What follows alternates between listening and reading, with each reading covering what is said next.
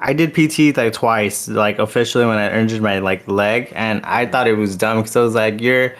I was really upset about the fact that like they kept saying, oh, it's gonna go away with time, and I was like, well, I need a solution now because it hurts, and they're like, oh, we'll just take the medicine. It's like, no, I don't want to take the medicine, you Right. know. And I expected it to be kind of like a cramp where like you just walk it off or you stretch it out and it goes away, but it was just a simple strain. It wasn't like a sprain. It wasn't. I just overworked the tendon, and so it was just a lot of motion and range of motion and flexibility that helped kind of get it out of the way. But now I noticed that my left leg is a lot stronger than my right leg, and that's the trippy part. Is like, how do I fix that? But I also remember too, it's like going back to what you guys were saying earlier. It's like you just got to know your body really well enough to be able to to adapt. But at some point, I would want them equal. Yeah. You just do like one-legged workouts, man. Yeah, you got to do a lot of strength and conditioning for the other side to catch up. Yeah, like one-legged squats and stuff. Also, like having your mind understand which muscle you're actually using. Like I've noticed people doing like curls and presses, and they don't understand like which muscles they're actually working.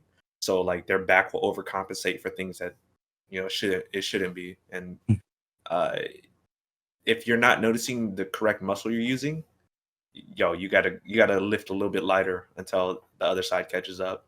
For sure. Yeah, dude.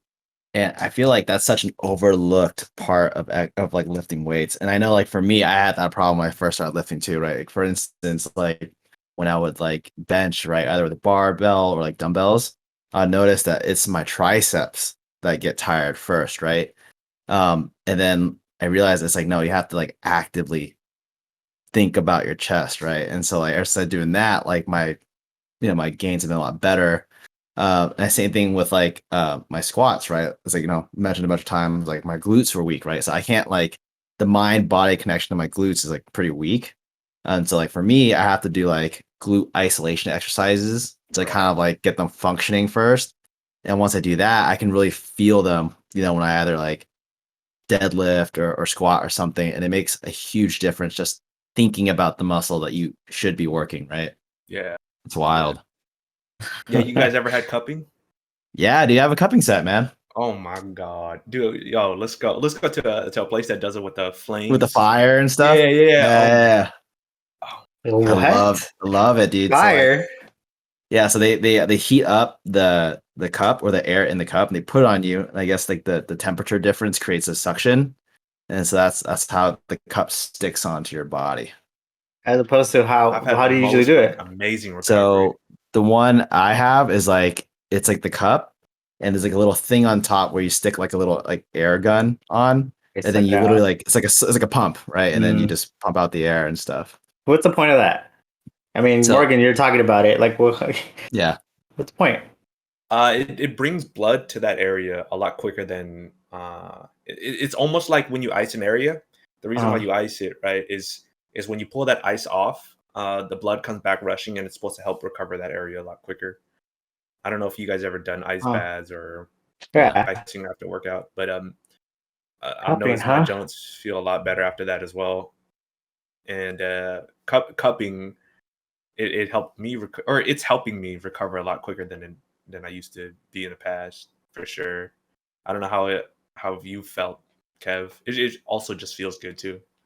Oh, it's definitely helps, man. Like I use it a lot on my shoulders, like up here, because like really tense, and like it's a or my upper back too. It's a godsend, dude. Like, it leaves like nasty marks, but like it almost like when I see that like the nastier the mark looks, it's like, oh, that's the more like work it did, No, but yeah, for sure. it definitely helps, man, because there's sometimes where I just have like immense pain like localized somewhere in my body, and I just cup it, and like after a few minutes, man, like dude, it just helps so much. Like I use it more for like instant pain relief, but I don't really use it too much as like an everyday recovery thing. Yeah. So but maybe I should. Nessa, you should try it out. Nessa, you should try it out, dude. $36 on Amazon. Yeah. You won't regret it, man. I want to buy a Theragun. That's what I want to buy. Ooh, yeah, no. If I had to recommend one, I'd get the Theragun, dude. Yeah. I use mine like every single day. But I have the old one that's as loud as a freaking jackhammer. But they're supposed to be way more quiet now. I've been trying to use this a scraping tool for my neck. Have you seen those? Oh Yeah. yeah, yeah. And that helps a lot, but it's not. I'm sure it's.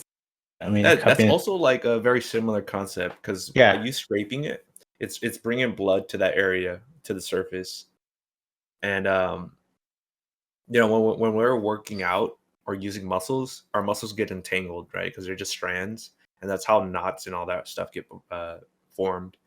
And so if we're not massaging our way out of that, you just get fucked up over time it because gets stuck in. you're tearing muscles. That's what you're doing when you're working out. And then Not I think the study I was reading is like when that muscle tear tries to patch itself up, and that's how you get gains. It doesn't patch itself up along the strains of the muscle, but perpendicular to it. So it's like a crisscross to your muscles, Yeah. and that's why you need to break up that muscle tissue too. That's why massaging helps. That's why all these techniques help. Dude, it's funny you mentioned like scraping and stuff. And so like I used to see like older Vietnamese people do this, and I don't know like what it was, but they'll use like a spoon or like a quarter. And there's this like Vietnamese thing called it's literally translated to green oil. It's supposed to be like some like yeah. yeah, like some like healing oil, like I guess Asian Bengay or some shit. But like Yeah, you yeah, rub that on your body and just scrape with a spoon or a quarter. I'm like, what? Like what's going on? And then yeah, yeah. it's scraping, right? It's lavender and chamomile. No, the one we use, it's like they don't smell that great. It comes like in an Eagle bottle or whatever. I'll find a picture of it. Yeah, Yeah, maybe you know what I'm talking about. it's like 100 times the Bengay, dude. Yeah. Like the It hella bottle, burns. yeah, the sometimes, green depending on the little brand. cap and shit. Yeah. Yeah, man. Yeah, you know what I'm talking about. Yeah. That's funny, dude. It's the original Vicks, pretty Yeah, much. it is. God. It is. Yeah, the original fix, dude. Use it for fucking everything, man. Sore Yeah. muscles, use that shit. You got a stomach ache, rub it on your belly button or something, You got a cold underneath the feet. yeah. Oh, so funny, dude. But it worked, I guess. I'm not sure if it was like Yeah. placebo half the time, but it did its thing. Yeah, it's $300 a swing, and it's like I'm thinking of the Hypervolt, not the Theragun, but the Hypervolt. Because there's so many now. I had a friend who got one from Amazon, and she only paid like $85 for it or something like that, and like swears by it. So I'm like, do I want to make the full jump or just like go half season it? And then part of me like you're gonna use it. It's an investment. Go Right. all in, right? But at the same time, I'm like, So my brother has a Hypervolt. Um, he has a first gen, and I find that it's not as strong as my Theragun. It's a lot quieter, but I mean, I'm sure it's still super useful though. Maybe like the cheaper ones probably work well too, but I'm not sure how long they last. I mean, 3-4 years is fine, but Get a I'll see. massage chair. Yeah, Ultimate dude. God. I know, man. Like, when Sharper Image was still around, or like Brookstone and stuff, man. Like, yeah, I wish I had like a house big enough to get one of those like full body, like zero gravity massage chairs, man. Oh, I cannot wait. I'd use that like every day if I could.